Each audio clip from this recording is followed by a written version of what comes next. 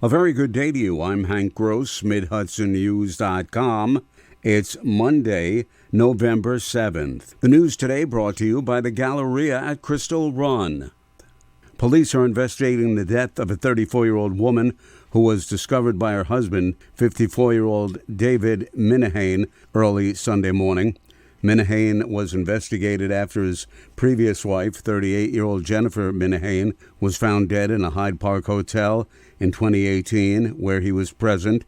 On Sunday, November 6th, Hyde Park police, assisted by other police agencies, responded to the Minahane residence on South Drive for a report of an unconscious, unresponsive woman possibly suffering from an overdose. The investigation, according to officials, has been turned over to state police.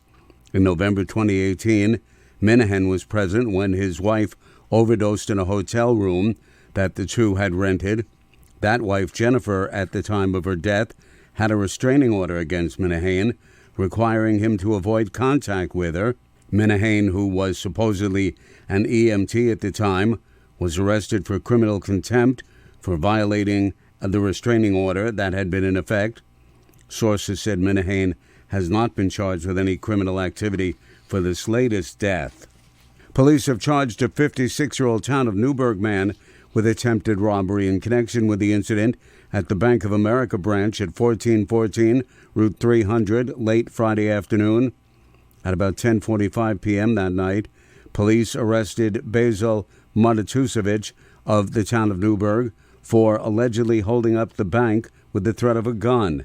He was charged with attempted robbery and remanded to the Orange County Jail without bail.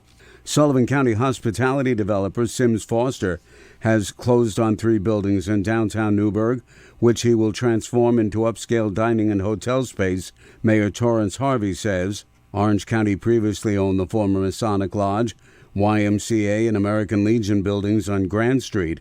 The mayor says the project will be transformative for the city. It's going to be amazing. I mean, world-class dining, lounges, restaurants, top-line chefs, world-renowned chefs, hotel rooms, and things like that.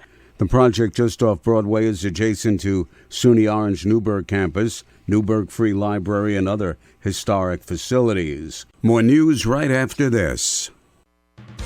Find over 100 retailers allowing you to spend hours shopping safely at the Galleria at Crystal Run.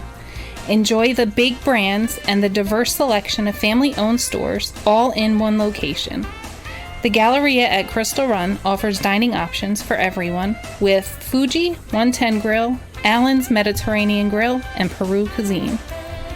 Discover the Mid-Hudson Valley's premier shopping, dining, and entertainment destination, the Galleria at Crystal Run. For more information, follow us on Instagram, Facebook, or visit GalleriaCrystalRun.com. The cost of construction materials may have risen because of supply chain issues and other factors, but construction in the Hudson Valley appears to remain strong.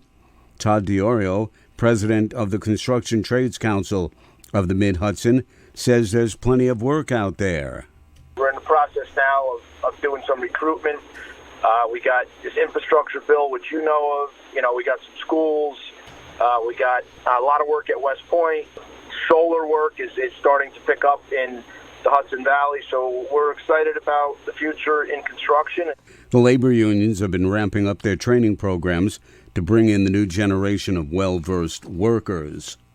Weeks after the Orange County Legislature appropriated funding, the Mobile Motor Vehicle DMV office on wheels has been ordered. County Clerk Kelly Askew says the vehicle should arrive in January and will serve outlying areas where residents live who cannot easily get to the DMV offices in Goshen, Middletown, or Newburgh. And also to target like seniors and veterans and people that might have disabilities that can't, always have access to transportation to get to the DMV office. So that's going to be our focus. The vehicle is expected to serve the Port Jervis and Monroe areas and other parts of the county that are not easily accessible to the offices. A pedestrian was struck and killed by a southbound Amtrak train Saturday afternoon, a railroad spokeswoman says.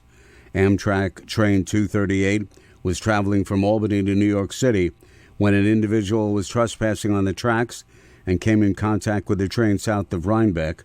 She said there was no reported injury to any of the 237 passengers or crew on board. Amtrak was working with local law enforcement to investigate the incident. I'm Hank Gross, MidHudsonNews.com. The news today brought to you by the Galleria at Crystal Run.